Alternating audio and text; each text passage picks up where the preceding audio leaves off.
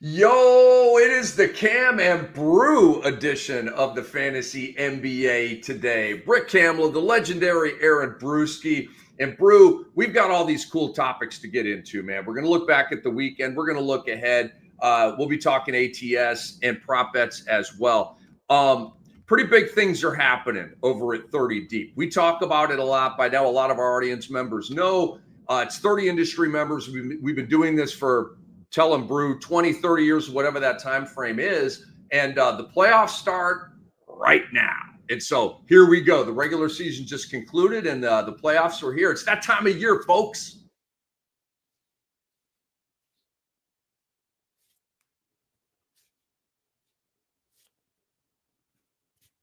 Brew's audio is weird and it does not look like he's muted. Brew, you there?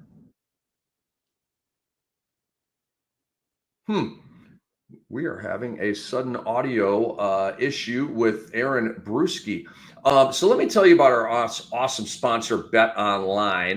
Bet Online is the world's most trusted betting platform and your number one source for online betting in 2025. Whether you're a seasoned fan or a first-time bettor, Bet Online is your ultimate game day companion with the largest selection of odds in everything from the NBA and college basketball to the NHL and UFC. BetOnline continues to be your number one sports betting source. Look them up, hit them up, make some dough. For every three-pointer, every hat trick, every knockout, BetOnline has you covered with odds, stats, and more for every game, every play, and every win. BetOnline, the game starts here. So it is Rick Kamla. It is Aaron Bruski. Brew, do we have the audio situation? And I still can't hear Brew. It's crazy because we just were talking before the show, and now we can't hear Brew. Technology, man. All right, I will give you my 5 must-add pickups after the weekend that just was Friday, Saturday, Sunday, and the NBA.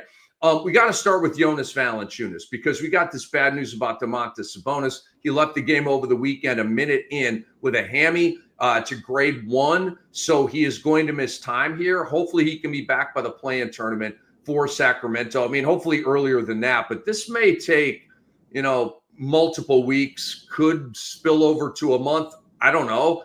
And it absolutely sucks for us Sabonis managers as the fantasy playoffs are either starting this week or next week or the week after that. So it's bad news. It really is. But Jonas Valanciunas is the pivot here, okay?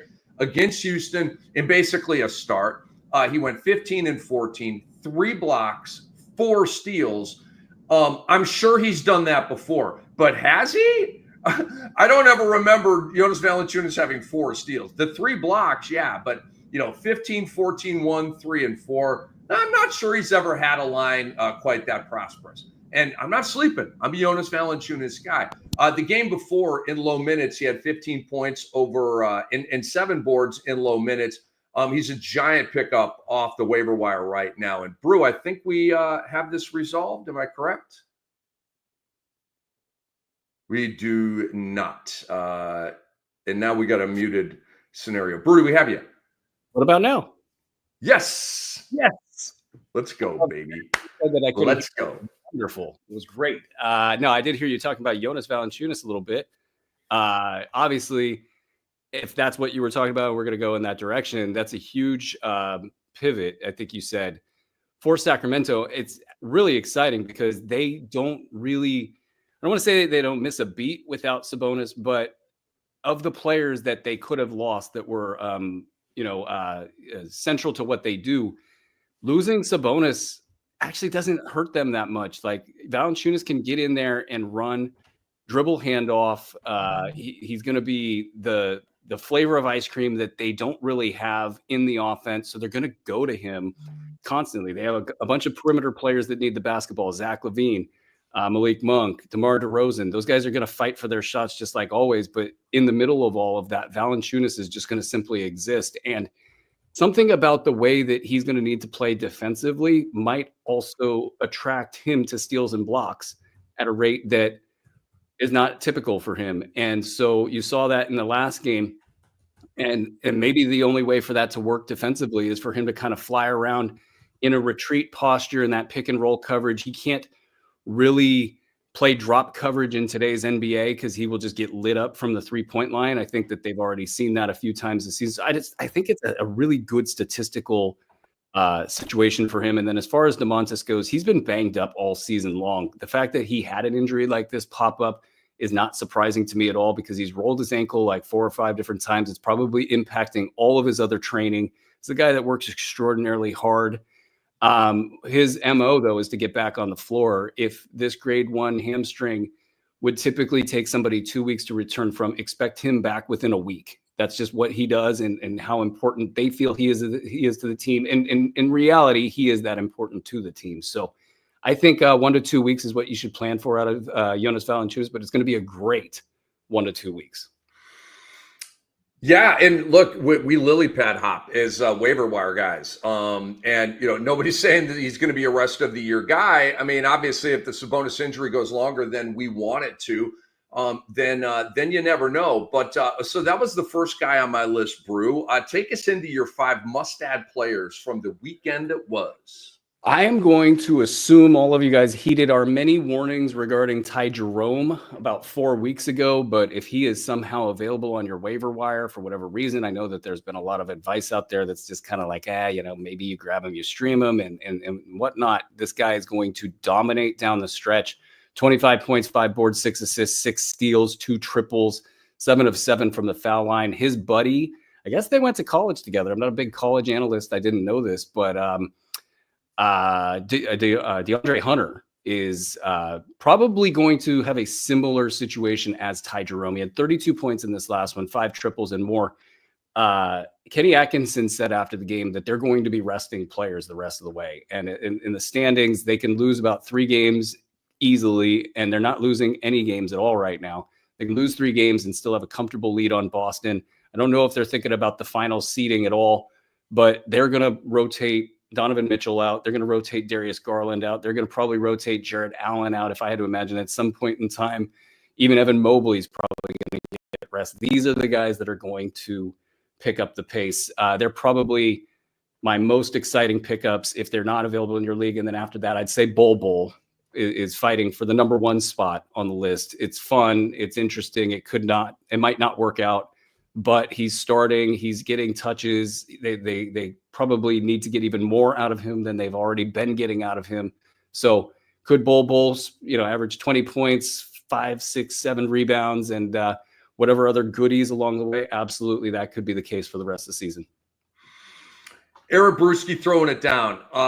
We're on the same page here, man. I've got a waiver wire article that's going to hit sportsethos.com. I got to talk with Andre about this, but I believe very, very soon here. But I'm right at the finish line of penning that. Bol is in there. Ty Jerome is also in there. Ty Jerome, Brew, there's a little bit of an internal conflict for me because I'm more into PRA. I'm more into blocks, steals, and threes than I am percentages. And Ty Jerome's secret sauce is the percentages. He's a 50-plus shooter. He's 40-plus on threes, although, we don't get, we get the threes, but not the percentage. And then he's obviously an 88% free throw shooter. So the percentages are just absolutely fantastic. 1.2 steals is a good number. A little light in the threes for me. But he's a lot of mid-range, a lot of slithery. So the fantasy gold is a little bit light, but overall, I realize the value of Ty Jerome when you stretch that whole line out there. He and DeAndre Hunter won a chip together at Virginia several years back. So Brew, let me loft. Do I have Bol on here? I actually don't have Bol on this list, but he's in the waiver wire article. So Brew, I want to hit you with Stephon Castle. Oh yeah. It appears because like the Chris Paul thing after Wemby went out, it's like, I get it. You got to play Paul. Nobody's saying not to play Paul, but Stephon Castle has to play 30 minutes. It has to be your number 1 priority going into the game because De'Aaron Fox is going to get minutes and shots and usage rate. You don't have to prioritize that. It finally appears like they're featuring him, right? Bro, I got a stat for you. In the last 9 games for Castle, where he played 30-plus minutes, he has 8 20-plus point games, 8 out of 9. And the one that he missed was a 17-point game. So I give you Stephon Castle. Yeah, I mean, look, in head-to-head formats where you guys are especially focused, these kind of guys are amazing because if you're forgetting the percentages, that's his only real flaw. I mean, the defensive stats could be better, but I'm not going to argue with a guy that's averaging that many points, rebounds, and assists and doing so on the upswing as well. It's not going to be any harder than it is right now, and then tomorrow it'll be a little less harder, and then the next day it'll be a little less harder after that. It's going to be great for him. And I really think this team hasn't even in San Antonio started to gel. They're still just figuring it out. What is it like playing with so many small basketball players on the floor at the same time? And I don't know if that's ever going to change for the rest of the season. So they're just going to get faster and faster and faster. And somebody like Stephon Castle should be at the center of all of that, being able to just get a small edge on a guy and use his strength to get past him to the cup. I think he's going to score a lot of points. So it's going to be very interesting there. Have you a Kyle Filipowski on your list? I don't. It's so Walker Kessler rest game conditional that he's just like a situational streamer for me. Are you looking at him as more? Yeah, I am. I'm pivoting us, I guess. I wanted to put Kyle Filipowski out there like aggressively. He was going in these high stakes leagues pretty regularly over the weekend. And so deep leagues that play like 14 teams, 16 teams, those folks are starting to take the plunge. I think with Kyle Filipowski, we are 1, 2, maybe 4 games tops away from the full pivot in Utah, where these guys like Kessler and John Collins, the injuries become more ominous. They become more, lengthy in the outlooks. And I think eventually you're just going to find out that Utah just says these guys are out for the season for whatever it is that they're dealing with at the time. I don't know that they string them along on a game-by-game basis. I think that this tank race that's occurring right now is going to get very, very hot to the point where you can't play these guys if you're Utah. And Kyle Filipowski has been a constant throughout all of the rotating cast members of, who's going to be the guy now that 3 or 4 starters are out. Kyle Filipowski's been in there the entire time. And what he brings that some of the other guys don't, like say a Bryce Sensabaugh, who also has kind of percolated lately, is he's consistently good in about 3 or 4 categories on any given night. It's going to be some points. It's going to be some rebounds. The assists aren't bad. There's going to be.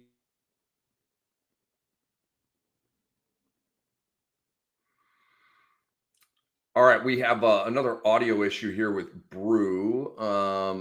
Brew, you're opening my eyes to Kyle Filipowski in a very effective way. I'm looking at his game log here. Even in the low minutes games, he's still doing stuff. And when you look, and he has these games where he plays 18 minutes off the bench. Then he has these games where he starts and plays close to 30 minutes.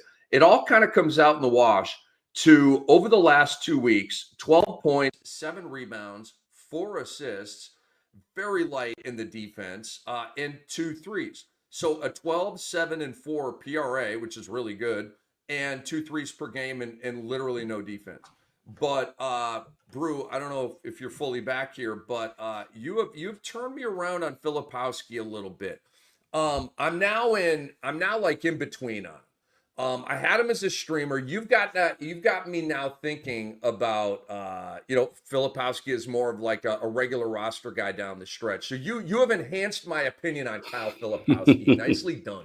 Well, hopefully my microphone's working. Everybody can hear my chuckle there. I'm happy to be a Kyle Filipowski Island welcomer guy. Yeah, that's where I'm at right now. And it's Filipowski Island. The guy's actually a good player. He is. It was a good pick for Utah, man. Yeah, he does a lot of things that are surprisingly good while in the lineup, and he's weirdly versatile.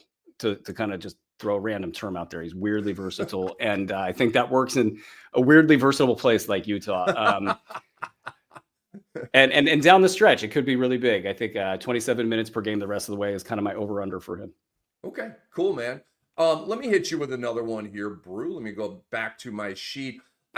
You brought up Sensabaugh. Just let me make a quick point about him. I'm really not into it, but I'm glad it came up. It's subject to the ins and outs of Utah, right? But here's what Sensabaugh is doing. Here's why we're talking about it. 6 straight games in double figures. Okay, not bad. 6 straight games with at least 2 threes. Boom, you have my attention, okay? But over those 6 games, he has 0 defensive stats. None, zip, zilch, nothing, okay? And he's not a rebound and assist guy. He's basically a point in 3 guy. And there are, guys like that on waivers. A lot of them. So Brew, Quentin Grimes, okay?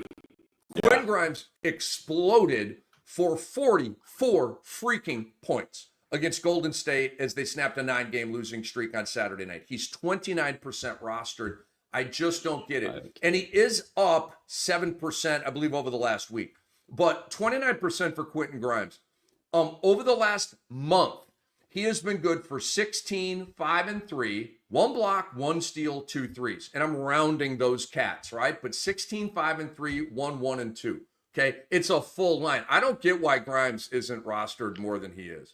I want to throw one more guy out here before we get out of this section here. But the one of the top stories, there's probably about 10 storylines in the league right now that I find super interesting from a fantasy perspective. One of them is Philly's about to pivot hard.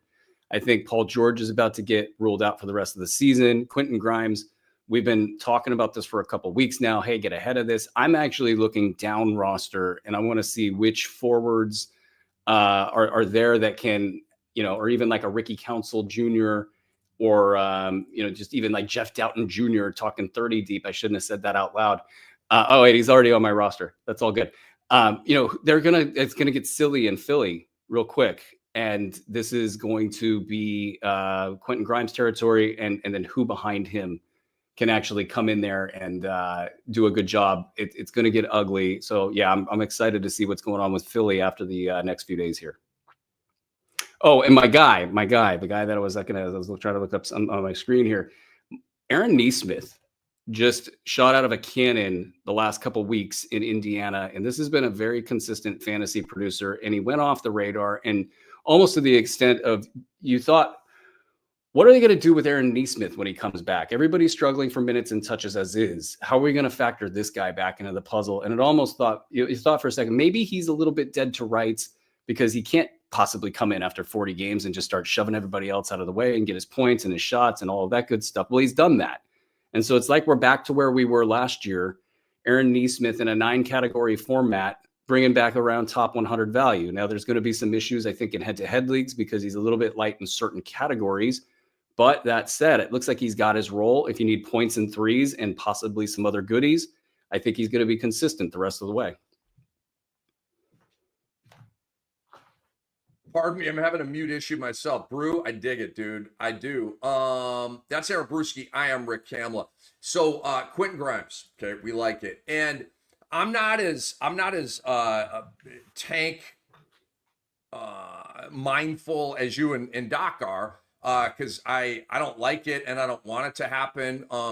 And then, I realize the realities of it, but I hope that the league is like, we're going to play our guys for the most part and honor what Adam Silver wants them to do. One more guy here and we'll move on. Davion Mitchell. Boom, he's here.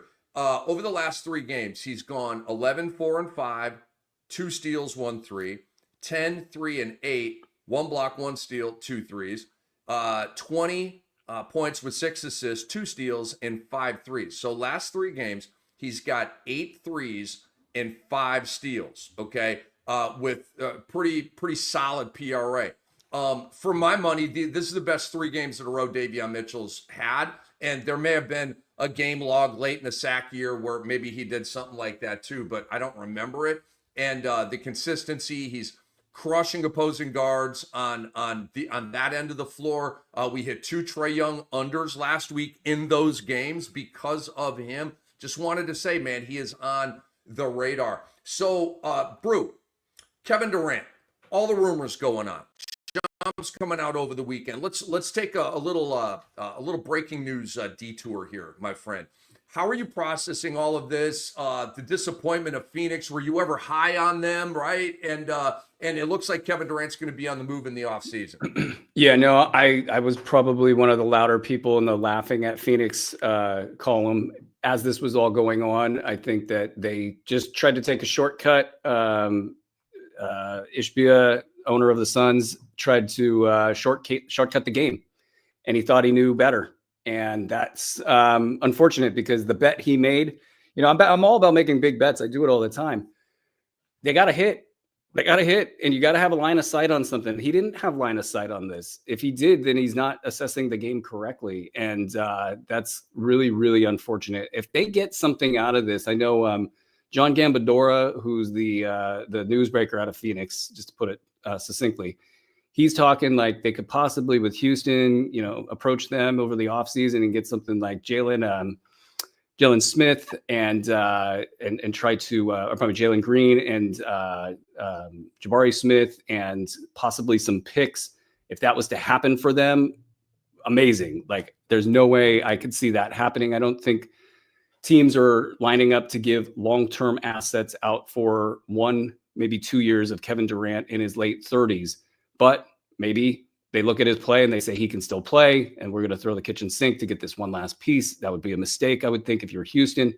But this is going to end in disaster for Phoenix. That's unfortunate. That's the end of the story there. I think this iteration of the team is cooked. I think that they're just done. They're pointing fingers internally. They're handling all of it fairly well, but this stuff doesn't get out to the public unless it's worse behind the scenes. So Bud talking about Devin Booker and Devin Booker talking about Bud. That's all bad. Right. The stench of death is at the door. They're going to fold, and that's going to be that. And what it means again in Phoenix for fantasy purposes is people take early exits, and you start to try things like Bol, which probably they arguably could have tried a lot earlier. But I think this is good for Bol. Maybe somebody like Grayson Allen has some silly season value out of it. Nick Richards might get loose at some point down the road, even though he took a shot to the head during the game and came back. But just a lot of uncertainty, but general malaise out of Phoenix. I'll be fading them. Okay, I absolutely love what you said about Phoenix shortcutting the game. I went on, we talked a lot about this. So on the Sports Ethos NBA show with Rick Kamla, Brew, Andre, thank you for that tremendous platform. The shows are going great, loving them. We had Brandon Scoopy Robinson on, NBA Insider today. We spent most of the interview talking about Durant and all kinds of like insider intel from Scoop about, being at parties. He knows the players very, very well, very plugged in. So I talk a lot about it as well. And I go into the Phoenix side and kind of break it down in Rick's rant. So I encourage you guys to check that out. And either sportsethos.com, at Rick Kamla Sports, at Ethos Fantasy NBA. It's all out there. Okay, quick plug over Brew. I totally agree on Houston, okay? No. They should not trade Jalen Green and Jabari Smith and maybe Reed Shepard and maybe Cam Whitmore. No. Do the OKC thing. The slow build, methodical. You're already popping, okay, way ahead of schedule. Like who? OKC. Like, don't screw it up. Let Dallas go get Kevin Durant and put him with Kyrie and Anthony Davis. Their ages are similar. Like, that's the deal. So I just wanted to, and fantasy-wise, Brew, the big takeaway from all this Kevin Durant stuff, because Durant's going to Durant wherever he goes. It's going to be 28 points, 7-8 rebounds, 4-5 assists, the blocks, the steals, the three. He's the same dude everywhere. Bol, okay? This should finally unleash Bol, because Durant's no longer going to be at the 4. They're already wide open at the 5. So you literally have no excuse not to play Bol now in Phoenix and re-sign him to a pretty nice contract this offseason. I'm telling you, Mike Budenholzer might think otherwise, but let's, this is as good as it's going to get for Bol from a prediction standpoint. He's locked and loaded, ready to go. You got to take the chance. I'm sorry. You just got to take the chance and then hopefully reap the benefits of a first round play at the end of it all. Like the guy, Brew, he literally has one of the rarest skill sets on earth. All right. 7'3" with handles. He's got a step back 3. He's a good 3-point shooter. He's swat shots. He's got arms that go from sideline to sideline. He's a steal. Like, I just don't get it.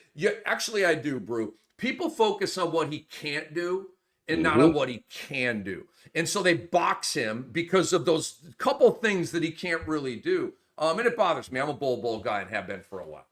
Yeah, and there's got to be something to the long-term kind of concern about maybe game readiness or basketball IQ or focus off the court. I know coming into college or coming out of college, that was a concern heading into the draft. Was there was whatever was going on was going on.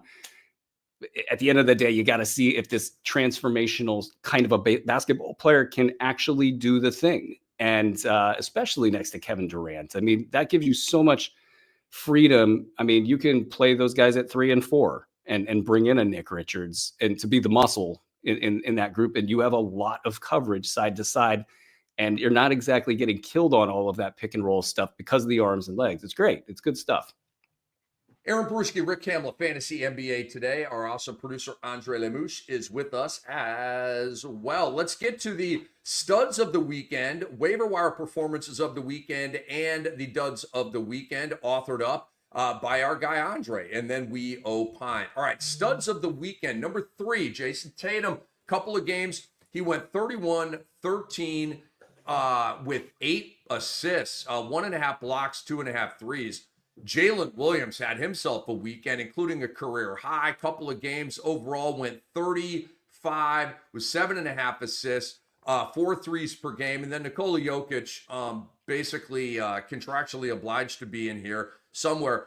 21, 15, and 12. The standard triple-double with 1.5 steals, a block, and a 3.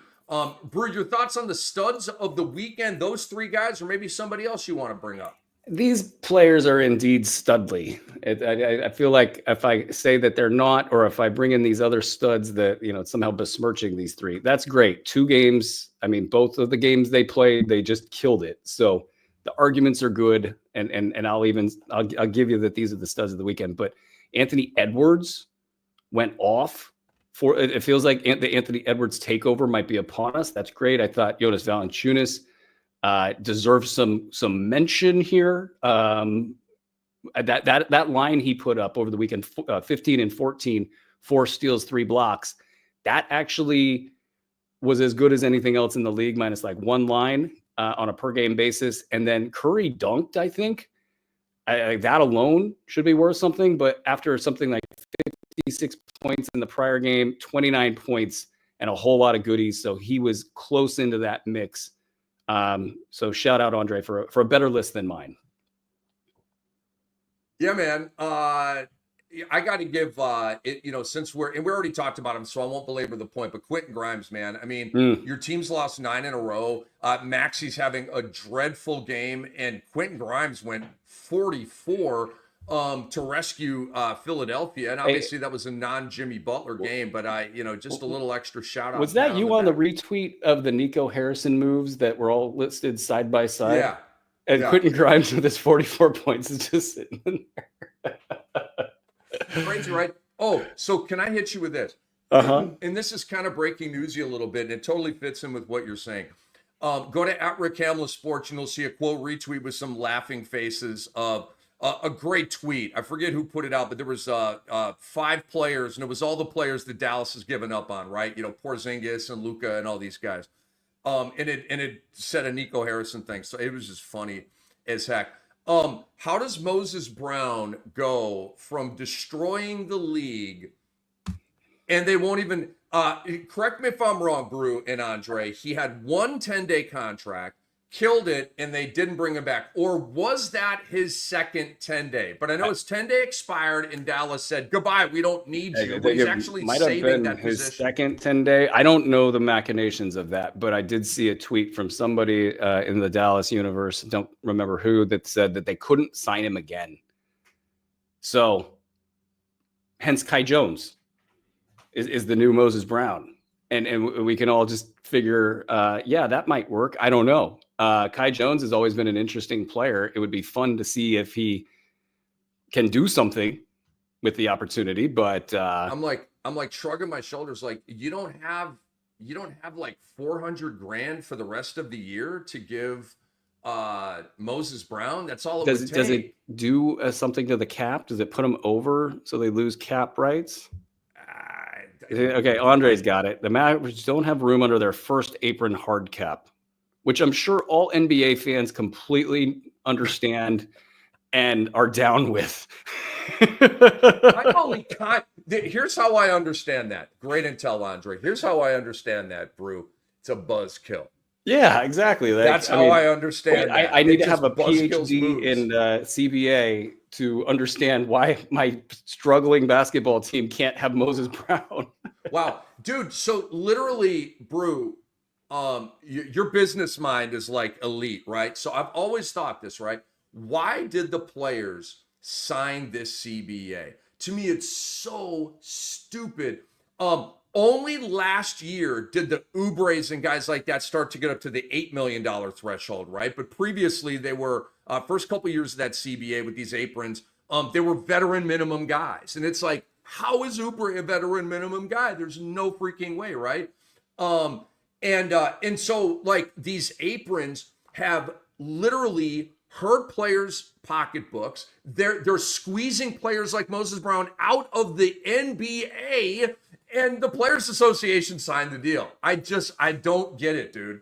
The fight internally within the Players Association has almost been as interesting as the fight between the league and the players. I got knee deep into that when there was the lockout many years ago, and not so much in this most recent CBA. But I almost wonder if the influx of great players into the league. I mean, there's always been talk about, oh, we can't expand because we don't want to have a team full of like Matt Barnes. You know, this was kind of a point that was made about however many years back, 5, 6, 7, 8, 9 years ago. There's so many good players now. Like overseas basketball could send their players into the NBA, and there wouldn't be that much of a drop off. It's so now you've got like the Kelly Oubre thing all by itself has befuddled me. This is a guy that scored 20 points per game in Charlotte, minimum deal. After the minimum deal, no good deal. It's fascinating to just see how those that maybe the 60th percentile, 70th percentile and below of the NBA populace is really not making anything at all in relation to what they could be making. While the 30%, you have teams that have to take chances on, I don't know, not to pick on anybody, but like the Devin Vassell's of the world, or the Franz Wagner thing worked out, but at the time it didn't look like it was going to work out, or it was like an overpay. There's a lot of those kinds of, you're bequeathed into the money. Like Domantas Sabonis is bequeathed into the money, and that will actually kill the Sacramento Kings playoff, this iteration of the team, because everybody knows that they can't make the cap work in Sacramento after they handed money over to the 30 percentile or 30% of the NBA players that sort of perform above what the average deal should be. And it just creates a weird vacuum. And it's no fun for fans. I mean, you need to have a PhD in CBA to be able to understand why your team couldn't keep Moses Brown. That's pretty hilarious. Moses Brown. And so send Moses Brown back to waivers. I know a lot of you picked him up over the weekend, and so he's not on an NBA team right now, and it sucks. We wish Moses Brown well. He's had these flashes before. Presumably he'll have them again. All right, waiver wire performances of the weekend with Rick Kamla, Aaron Bruski, Fantasy NBA today. Number 3, Ty Jerome, your guy. 2 games. He went 16, 4, and 4, 3.5 steals, 2 3-balls per game. Nice job, Ty. Number 2, my guy, Tumani Kamara, 2 games, 19, 4, and 3 PRA, 2.5 steals, obligatory, 3.5 threes. That's north of what he usually does. Ooh, he's up to 49% rostered. Hey, I have a little golf clap for the fantasy world. You're finally hip to Tumani Kamara. I've been telling you about him for 2 months. And then number 1, Andre Lemouche's guy. He's always bringing up Chris Dunn. Andre, Andre, please laugh with me in our comments here, because he's always bringing up Chris Dunn. But Chris Dunn is a goody guy. Over the weekend, he went 14 points, 5 boards, 5 assists, 2.5 steals, half a block, 1.5 threes. He is a goody guy. I will give Andre and you that, Brew. Oh, I'll take it. I don't know what I'm getting, but I'm taking it. Did you need waiver wire guys out of me? Because I did not come with any of them prepared. I think I fired off all of my shots in the must-add players from the weekend section. Okay, not a problem at all. I just for this section right here, Jonas Valanciunas, man. And we talked about him in case you're joining us late. He's a very, very, very hot pickup in fantasy. go to your leagues, go to, the players area and stuff. And you'll especially in Yahoo leagues where they rank it by the most added guys, you're going to see Valanciunas right away or not. And hopefully you see him and then, get on it right now. Literally, to me, this is a run, don't walk to pick up Valanciunas situation. Duds of the week. All right. Number 3, Cam Johnson. You're melting 13, 4, and 2 PRA. Yuck. 1 steal, 1.5. 1.5 steals, pardon me, and 1 3. Donovan Clingan had a foul out in 11 minutes. I still love the kid, but dang. PRA of 8, 5, and 2. Yucko. 1 block, 19 minutes. I'm still hanging in there, Brew. I usually don't do stashes. It's becoming a stash here with Clingan, although he is playing. I'm not getting 0 man gamed, but there's so much more here. There's so much more here to explore, right? Do it. And then number 1, Jose Alvarado, 2 games was dreadful. Half a 3 per game. But I'm not telling you to drop Jose Alvarado. He was cooking, okay? Like top 40 value, couple of bad games. I think he can reignite here. So don't drop Clingan and don't drop Jose. That's what I got to say to you. I got a couple high-end duds. I got Chet. He got hit with the left ankle injury, just 15 minutes in a mostly bad line. I think normally you would just brush that off, but folks that stash Chet are counting every big game like it's the most important thing in the world to them. So a little bit of a lull there for him. Also on the high-end side, James Harden had just 15.5 points on 25% shooting from the field. Did everything else mostly well, but I think those 2 numbers matter a lot to the folks that are relying on him to be a powerhouse. A lot further down the list, Mikal Bridges benched in the 4th quarter of one of his games, 10 points, 3 boards, 5.5 assists, and a pair of blocks over 2 games. That's just not great calculus for him to be good the rest of the way. I think something's in the water there, that the Bridges decline is something of a confidence / athleticism / mental thing that's going on with him, and the trade to acquire him is going to look worse and worse as that goes. I've been a Bridges guy in the beginning of his career for the first 5 years, 6 years. I would lead with Mikal Bridges in the B150 half the time, and he would hit every single time. Not anymore. It's the milk has gone bad there. And then in the waiver-ish area of leagues, Carlo Matkovic had a couple good games. And, it started to look okay. You're thinking Zion Williamson's probably not going to play a lot of games down the stretch. Well, Zion's playing more games rather than less games right now. Matkovic is getting 10 minutes by like the 3rd quarter and not a lot of stats, and somehow saving these lines just a little bit, not a lot. He's averaging 4 and 5 and a block over his last 2 games and 20 minutes per game and a whole lot of nothing else. So Matkovic, that buzz is killed for now and probably won't be back for about a week or 2. And then it'll come back again and we'll reassess. But pretty duddy, if you ask me. Totally agree on Matkovic. He's a streamer in back-to-backs when they rest Zion for one of those games, when Zion should be playing, but doesn't. Those are, so leave them on waivers and just know it's like the Embiid pivot to Yabusele, right? I know Embiid is out, but there are these guys.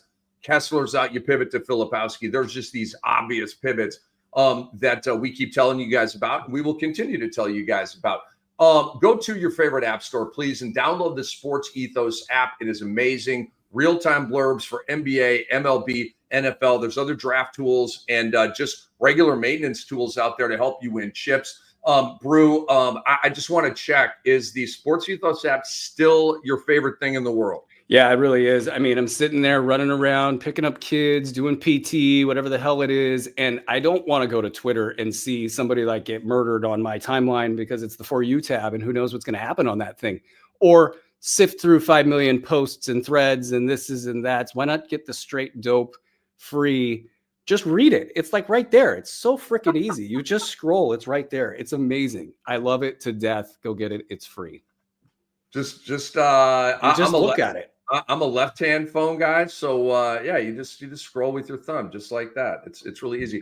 All right, it is Cam, it is Brew. All right, Brew, let me get back into our rundown here. Monday look ahead. All right, let me give you. We'll go back and forth here a little bit. Let me give you a couple of sets of streamers.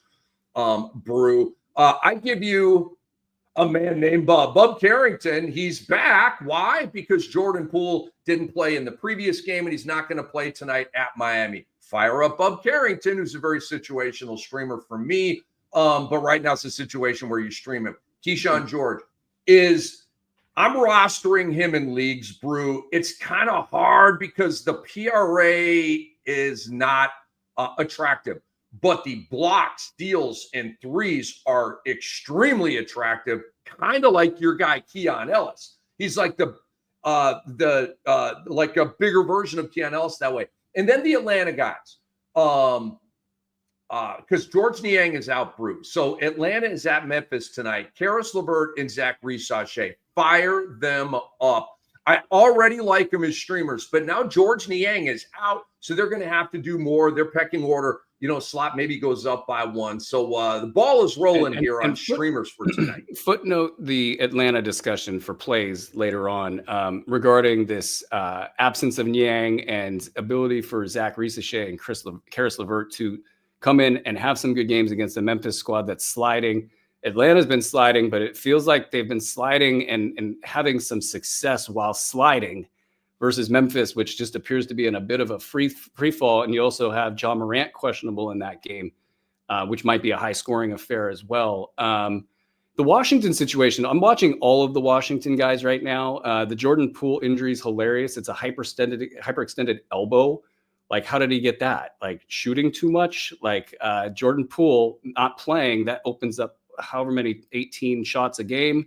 That's going to filter down to the guys you mentioned. Justin Champagnie just got paid in a 4-year deal. Sometimes it takes something as silly as a 4-year deal to put a player in a rotation and have it be consistent and them to know that they can play without making mistakes, because the switch has been flipped in some way. And Champagnie has a crazy good stat set. He can get you good amounts of rebounds, points, a few threes, some steals, some blocks, and do it with 50 to 55% field goal percentage, so not hurting you there. He's probably got levels to his game that we haven't seen yet, since he's been such a kind of a journeyman early in his career, but does a lot of winning type of plays that would keep him on the floor. So a lot of Washington guys, and of course Vucevic.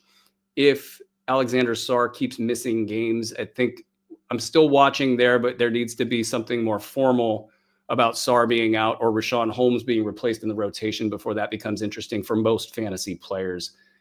So Washington, always interesting.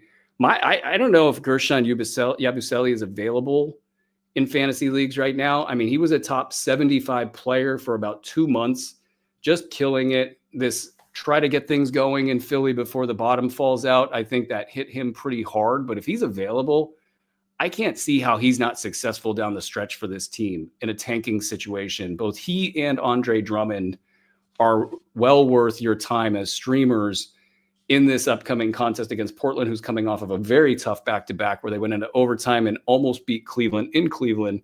And that's Yabusele. If you can get top 75 from him the rest of the way, that's a huge win, and obviously streamer worthy there. I like the call, man. Because Yabusele's last game was really, really good, but it was a lot of nickels and dimes previous to that, right? It's like he hit a wall or something, because he's never played in the NBA like this much, and he played in the EuroLeague. The games are more spread out, and now it's a game every night. 3 games in 4 nights, and I think it wore him out. Hopefully he's regenerated here and he can string games together, because right now he's good to go minutes-wise. Nick Nurse is going to be like, bro, like, it's there for you. Like, no Embiid. Okay, we're ready to play you a lot. Let me give you a couple other streamers here, folks. This one is conditional. And Andre, keep me honest here. If we've gotten a ruling that Ja Morant has been ruled out, they usually take it a lot closer to game time. So he's questionable, right? Missed the previous game. It's so freaking annoying, all these DMPs from Ja Morant. I have no damn idea if he's going to play tonight or not against Atlanta. If he does not, fire up Scottie Pippen Jr. He went 12, 4, and 7, 1 steal, 1 3 in that game that Ja missed over the weekend. No PJ Washington tonight for Dallas. Najee Marshall is, for me, the streamer there. He's playing better than Max Christie right now. Max Christie was like hot for a minute, and like now it's like 5 points a game. So what happen, dude. Najee should play 30+ minutes in a home game against Sacramento tonight. All right, with no PJ Washington. This is going to be, in my opinion, one of those pop games for Najee Marshall and Tim Hardaway Jr. No Tobias Harris. Brew, I usually don't like Tim Hardaway Jr. because it's just points and threes, and you're very prone to getting a 3 for 12. And you know that I usually do not care about the percentages. But Tim Hardaway has these games that just piss you off, where it's like you're watching brick, bro, make a shot, and you know it's in your lineup, right? But without Harris, I like THJ. I think he'll have some elbow room, and he may have a night tonight. They're at Utah, which is a good matchup too. Yeah, I think they were -10 last night heading into that game, and I'm actually looking at that as a kind of a trap game. We'll see what happens with the Utah guys, and I'll weigh in on that in a second here. But Tim Hardaway Jr., his role is pretty cemented. They're going to need him to do the Tobias Harris thing for them. So that's a great call there. And then as far as Max Christie goes, he's due. I think he's due. Sacramento gives up a lot of points. They do have some players that kind of profile well that might be able to theoretically slow him down if they cared to make that a point of their defensive plan and approach. But I don't think they care. Max Christie to get back on the board. He's going to play a lot, at least for the next couple weeks. Why not? If you're looking at streamers and you got about 3 or 4 players that you just don't see a lot of differentiation between, see what you can get out of Max Christie, and maybe he can get back into the kind of that top 100 thing he was doing there for a bit, and you can ride that for a couple weeks before you get off the train.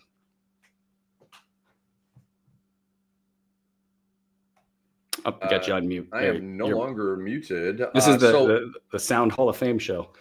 Exactly. Really. All right, so Andre's giving me some updates here. Ja Morant attended shoot-around Monday.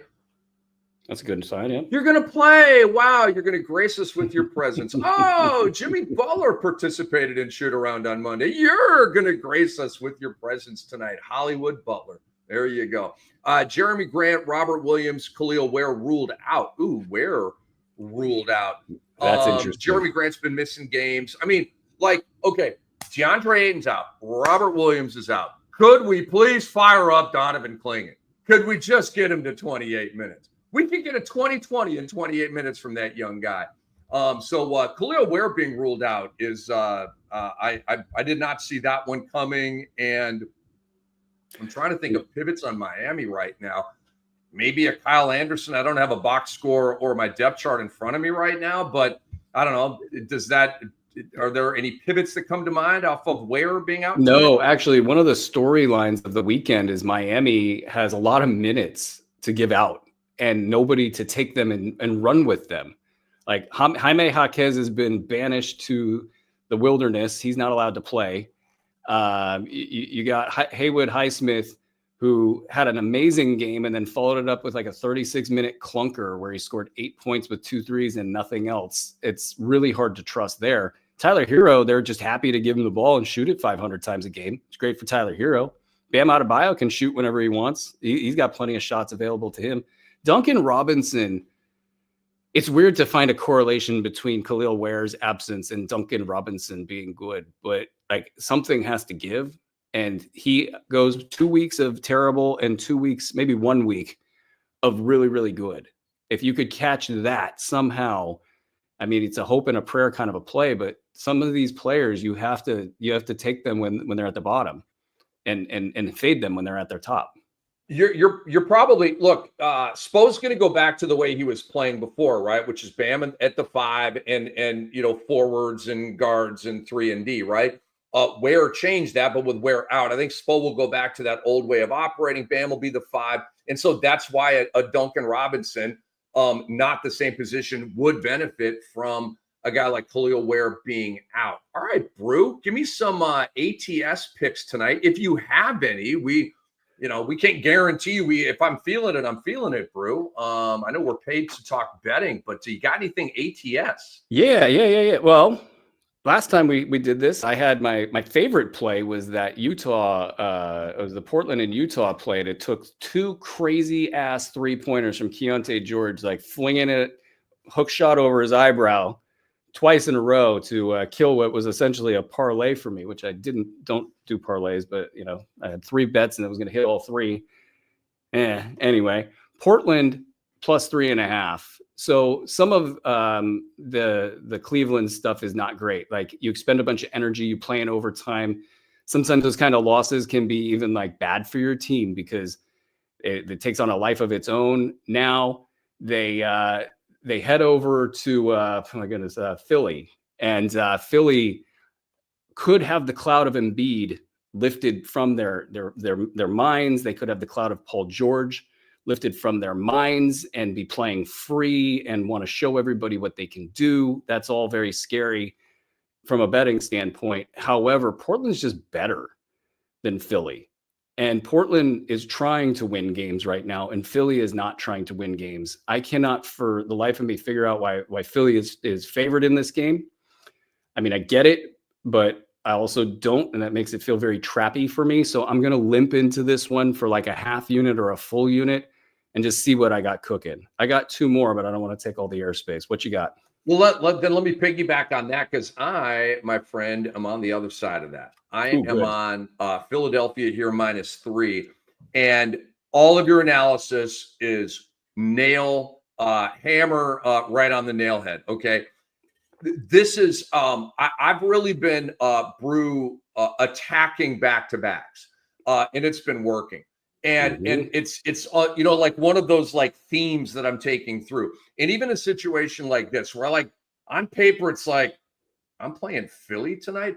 The more important thing is the back-to-back, and a brutal back-to-back. And it's Cleveland to Philly, not a long time to travel, but the game that they played yesterday, right? Still a young team. They're not a good road team, okay? And you know that, Brew. And so those are the factors that are really strong for me, but it's the back-to-back thing. I've been having some success with it, so I'm rolling with it. But I do have the concerns, and I do see the same stuff that you're seeing there. But this is basically just kind of a new rule that I've adopted, and I'm rocking with it. And, Philly coming off of the win against Golden State, I don't think they're going to drop their bags like they've done something. I don't. This is a Nick Nurse team. He's going to coach them up. They're going to go in every night, right? And then, like, if you see Maxey and George shut down for the draft pick tank, okay, then we can have a different conversation. But that has not happened yet. And Nick Nurse is probably said, "Damn it, we're making the play-in tournament," right? So I like Philly. I like Philly -3. And Brew, to answer your question, like they're laying 3 tonight, in my opinion, just my opinion, because of that back-to-back. Otherwise, I think if this was Portland not on a back-to-back, it'd probably be even money, or Portland maybe by 1.5, right? Yep, you nailed it. And all those angles that you're putting out there, for anybody who's just getting into betting for the first time, all of that stuff is where the real bettors are hanging out. And so when you're talking trends, like, and you're working it out over the length of a season, that I just love to hear, because working with a couple of hardcore handicappers over here, that's the stuff that makes this tick. It's not the on paper, how does it look, this matchup, that matchup, and whatever have you. It's really all of that stuff. It's a fun, eclectic mix of trying to figure out basketball angles. That's why I love it so much. Speaking of an angle, Sacramento plus 1.5 on the road. I think the loss of Domantas Sabonis isn't as big as the betting market would think it is. There's, I think, a lot of duplicity, as mentioned at the top, with Jonas Valanciunas taking that role. So I think that despite the fact that Valanciunas has been on the team for a whole 2 weeks or 3 weeks, they're just going to go in and click. And this Sacramento team has been both very bad while also being pretty damn good under Doug Christie at the same time. They have a player. You may have heard of him before. If you haven't, I'm completely sorry we haven't covered this angle. But Keon Ellis made Kyrie Irving look way mortal the other day. I was putting a bunch of clips out on Twitter, and Kyrie can't get an edge on him. He just can't. A couple times, Keon just took his hand and grabbed the ball and said, "That's mine," and then ran with it. It's beautiful to watch. If they are able to shut down Kyrie Irving with Keon Ellis, of course, that should be the game plan. It won't be the game plan, but that would just knock this thing over all the way, because once Dallas has no Kyrie Irving going off, they won't be successful in this ball game. Dallas plays Sacramento well, but I think Sacramento's got a lot of momentum to win this game. They're both right next to each other in the standings. And Sacramento can get a playoff spot, by the way, by just winning a couple more games. They're completely virtually tied for the 6th seed right now. So I think they come in with their A game in the injured star theory, which has been our friend in betting forever. It's going to be in full effect tonight. So I like Sacramento. I'll take them for 1.5 units. Nice. I like what you said. Like, Valanciunas is a stud. Okay. Is he Sabonis? No, he's not, but he's a stud. Okay. He's double-double. He's rugged as hell. He's going to play long minutes and just be absolutely fantastic for that team. I like that tout. And, no PJ Washington helps the Sacramento side there. I have one more here, Brew. I am playing the Rockets tonight, but it's conditional. Okay. As we speak right now, we are live. Okay. I know Van Vliet is out, and I'm still plowing ahead with Van Vliet being out. But if they rule out Alpi Şengün and or Jalen Green and or Dylan Brooks, then I'm out on this. I don't want – I'm not putting, you guys' money, my money on Cam Whitmore at OKC. Okay, I love Cam Whitmore, but not like that. And so OKC's in the second of a back-to-back here. That's why I'm looking at this. Houston is not. And so the spread was 11.5. It's been bet down to 9.5. I still want to take those points with Houston, but as we get closer to the games, just sort of put an asterisk by this one. If you see, all right, Brooks, Şengün, Green, all these other guys are available to play. Okay, FVB is out. Bang it. Take the points with Houston. Yeah, FVV was very clunky in his first game back, and I think the writing's on the wall that they may be better with him in a more limited role. So that's a really interesting game, just to sum it up. I mean, OKC has destroyed teams all season. They've just wrecked them, and it just happens so fast. So absolutely interesting to see if Houston can hold up under that pressure. I said Sacramento plus 1.5. That must have been before PJ Washington was ruled out. That is at -3 or -2.5, depending on where you're getting it at. I still like it a lot. Mm-hmm. So that doesn't change anything for me. And then the Trailblazers are now plus 2.5, and I like that even better for my earlier bet. And then one last one. If Utah's big names do not play, and right now, maybe it's trending toward them playing. I don't know if we have an update on that, but it's -8.5, -9, or it was -10 last night for Detroit. If Utah's big names don't play, I like Utah for about 1 unit. If the big names play, I probably still like Utah. I don't think Detroit is 9 points better on the road right now. I think they're riding a wave of the win streak. Obviously, I've got my money behind JB Bickerstaff for Coach of the Year in a big way. So I'm extremely excited about the developments. Cleveland is a menace to my bet, and I don't know if it will allow it to hit, but Detroit's probably riding a little too high right now. They definitely need to win this game. I just don't know if they can win by double digits.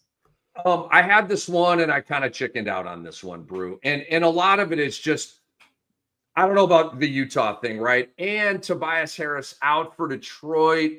But that actually does kind of, I'm actually with you on that, but it depends on who's in. But I think you're really targeted a good spot here. I'm into the Detroit thing, not to the level that you are, but I'm really enjoying what they're doing. I think they're for real as a top 6 team in the East for what that's worth. But are we really betting on them going into Utah, one of the toughest places to play in the entire league, no matter who's on that court, and they're just going to roll them by 10 plus? That to me is a little bit of a leap of faith. So I think it's really well diagnosed by you. I've got a little trepidation because I just don't know the Utah guys that will be in there. You got any prop bets, Brew? None. Let me hit you with prop bets. Be damned. Let me hit you with some prop bets. I liked what you said about parlays, by the way. Parlays to me, and our guy Doc, every single night parlaying all sorts of stuff. We love him, like literally like blood, a blood brother. Okay, he falls on that damn sword every night by a half a point, by 1 point. It's a 5-teamer, it's a 4-teamer, it's a 6-teamer, and every night me and Andre get the sob story. And he's always rocking with like a Keyshawn George. And I'm like, Doc, why are you effing with waiver wire guys in prop bets. Like, I tend to like, I want the volume guys, right? There's more like consistency to track. You played the point over on Keyshawn George, Doc, and lost like $100,000. I want to hug him, right? But I mean, he's always losing these bets. But parlays are not good bets. No. Parlays are how they build casinos. Okay, chop these bets up. You got 5 bets. If you have something that's correlating somehow, you can try to make that work. But no, you're too smart for parlays, Brew. I know you. You're too not smart. Gonna do it. For not gonna do it. Right. I'll throw large sums of money on Coach of the Year bets at the beginning of the year for 50-1 and lose them finishing second place. But I will not. Man, oh man, Brew, I'm telling you, man. All right, so let me give you these. I want you to win that bet so bad, but it's just the odds are stacked. It was minus 500 for Atkinson heading into the weekend, and then that Cleveland Boston game, like that was brutal for the bet. It might have sealed the deal, but we'll see. I mean, yeah, it's another 10-game winning streak for them. If Detroit finishes in the 4 seed, I don't know how they don't give it to JB. I hear you, man. The voting populace is the question, and the voting populace is very, very slow with the uptake. It's like they give the award they give the award the next year, not the year that it was deserved all the time. So completely. It's low-hanging fruit, too. It's easy. Kenny Atkinson, it's just easy, right? The best record and all this kind of stuff. It's easier than going with JB. All right, let me give you some props here, Brew. And I got Miles Bridges, not the aforementioned struggling McKell, but Miles. I'm going over 20.5 points at home against Golden State. Major bounce back factor. They played on February 25th. He had 9 points on 2 of 11. He ain't going out like that against his Michigan State homie, Draymond Green. That's going to bring out the best in him. Last year against Golden State, Bridges was right at 20.5. The year before, he was at 27 per game against GSW. He's going to be super activated against Draymond, the Michigan State thing. And he's got very positive home splits for this home over. He's 20.7 PPG at home, 19.1 on the road. I give you Denny Abdia. And we talk about these rules, methodologies, whatever. Bruce brought up a couple of really cool ones. I told you about the back-to-back thing. And I've got a big one, Brew, the career game theory, the career year theory. I'm going to fade you coming off of that every single time.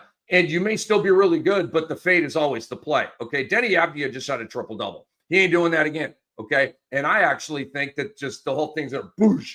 17.5 points. I'm going under. It's the second of a back-to-back. I like that factor for the under here. 8 games with no rest this year. So 8 back-to-backs for Denny Abdia. He's averaging 10 points on 35% shooting. He comes off a triple-double, major fall-off coming here. And his point flow over the last 5 going into the triple-double game has been 14, 28, 15, 18, 5. All over the place. So I'm going under on Denny Abdia. And do you want I got 2. I actually have 3 more. I just want to say that's an incredible. I want to be in the lab with you. This kind of stuff is like where if I had hours in the day, I would be living, because it's in the props market. We're going to do a lot in the props market here. We are already doing a lot, but really long term with what we have in terms of projections. If you get into the NBA Fantasy Pass and you just get a chance to look at our daily projections, those are Vegas grade. Like nobody's going to beat us on those. And when you have that as a foundation, and then you can bring in the elements that Rick's bringing in, it's dangerous. Like I cannot wait for the future on that. The stuff you're bringing up there with Denny is right on, and probably a reason I shouldn't take Portland, but I'm going to still do it. But and the interesting thing about that game too, speaking to your talk about they're young and not able to win on the road. Down the stretch of that overtime game, which Cleveland felt like they were toying with them, but Portland stayed in it. And then in the last like 3 minutes of that overtime period, they just kicked the ball around the yard so stupidly. I don't know how that works for Denny. Was involved with that. A lot of hit ahead passes that were just so bad. I don't know how that impacts him, if he comes out super motivated, or if what you're thinking is like they just kind of like the hair gets let down. Oh man, how are we going to win a game? We're not going to win this game. You know, Denny Avdia getting under his number makes a lot of sense after the career night. That's Aaron Bruski. I'm Rick Kamla. We are the Fantasy NBA today. All right, let me give you these last three. React as you will. Brew, I give you Trae Young over 24.5 points at Memphis. Another theory premise I have is the principle of do. I love the principle of do.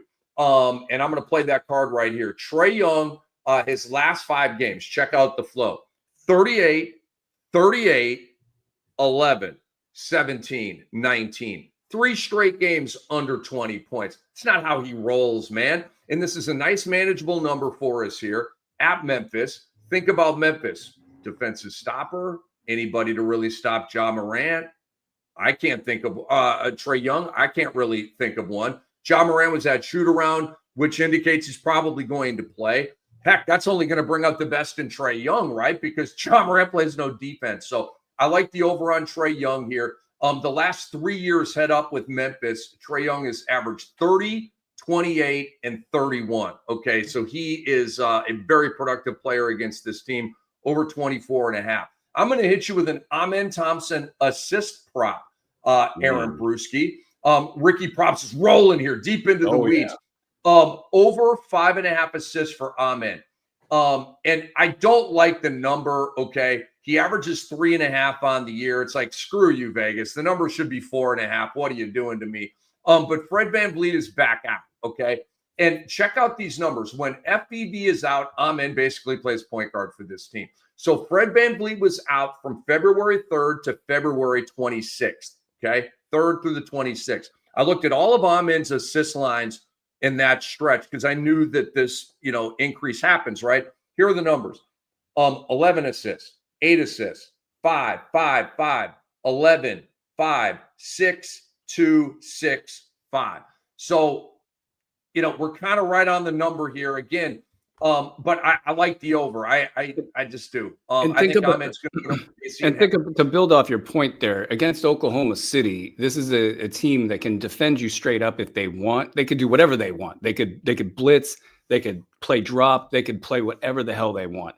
But if you're Houston and you can't get a shot off on your own, Jalen Green not really going to be able to get a shot off on his own against multiple OKC defenders. So what does that mean? It means they need to move to pick and roll. That means they need to move to Amen Thompson, pick and roll with Alpi Şengün, trying to get some, positive momentum in the middle of the floor on short rolls to create openings for other players. Now, does that mean that Amen starts the possession, dumps it off to Alpi, Alpi gets the assist? That might be a question here, but I think enough of that is going to happen for Alpi to score enough. He probably gets 3 assists alone from Alpi Şengün and then another 2 at minimum on stupid little hit-ahead passes that work. So, yeah, I like it a lot. Way to go, man. I love that a lot. Appreciate that, brother. So Andre's giving us an update here. Alpi Şengün, Amen Thompson, Dylan Brooks, Tari Eason, Steven Adams, all present at shoot-around. And so that makes me like the Houston plus 9.5. Even more, it also makes me like the over here on Amen more because to get assists, you need options, and you need those options to knock down shots.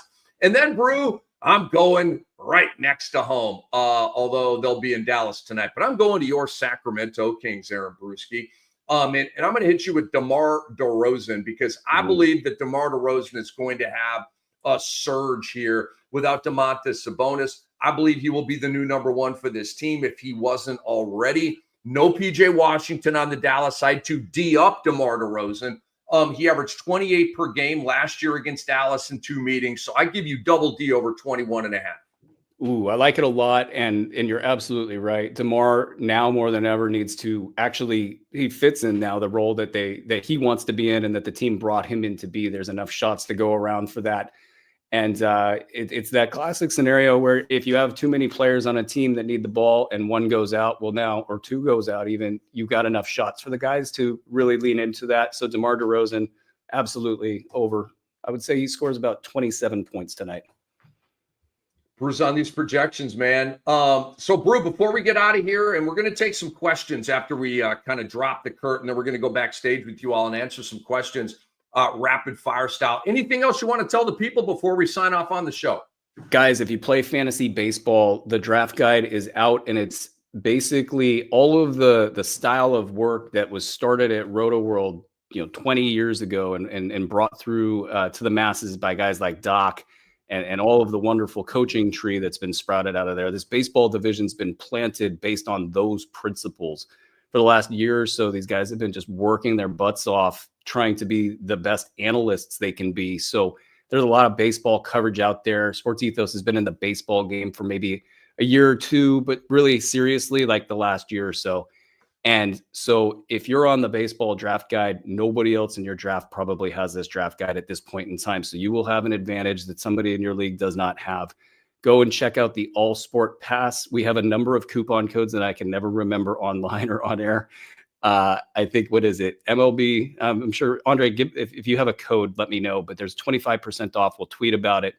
And you can get the All Sport Pass, which has our NBA, our NFL, and MLB coverage all wrapped up into one. You can get it for the price of one of our passes. So that is right on the front burner. Please check that out. It's awesome work. And that's all I got. And that's a lot. Guys, we're doing it over here, man, and we're billowing and we're getting better and better. Please like our stuff. Please retweet our stuff. Please subscribe to the Sports Ethos YouTube channel. Go to the website, sportsethos.com, and subscribe. And obviously go to your favorite app store and download the Sports Ethos app. It is completely free. Me and Dr. A will be back at midnight Eastern here on Monday, breaking down the slate of games, having the laughs, and all of the stuff that we do. For Andre, for Brew, I am Cam. We really appreciate you guys watching. This episode was brought to you by Bet Online.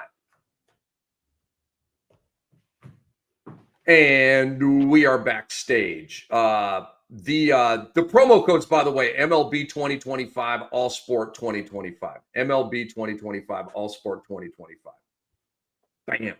Yeah, one of these days I'll remember the codes. I can't. Bam. I mean, I didn't remember them. Andre had them up here, so we shout out Andre. Ben says, hey, guys, great show. Thank you, sir. ACAT weekly lineup, punt, free throws.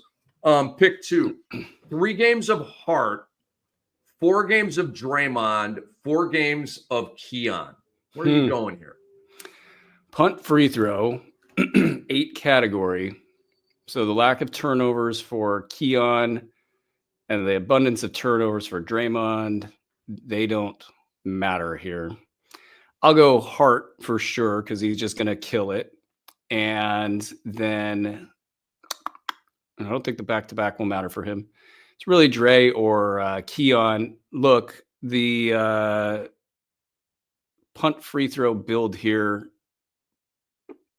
I don't know how heavy it weighs. I'll go 4 games of Draymond because I really do think Keon still gets messed with for 2 of those games. Now, if Keon goes off and I encouraged you to miss that, I welcome you to drive to my house and flog me for that. But I think just knowing that Draymond's going to get your 4 games and they've been rejuvenated, with Jimmy Butler around, I kind of think you take the bird in hand here. Completely agree with that, man. Let's take our next question here. Manila, most wanted. How do we assess Anthony Davis injury when my playoff runs only until March 23rd, which is 20 days from now?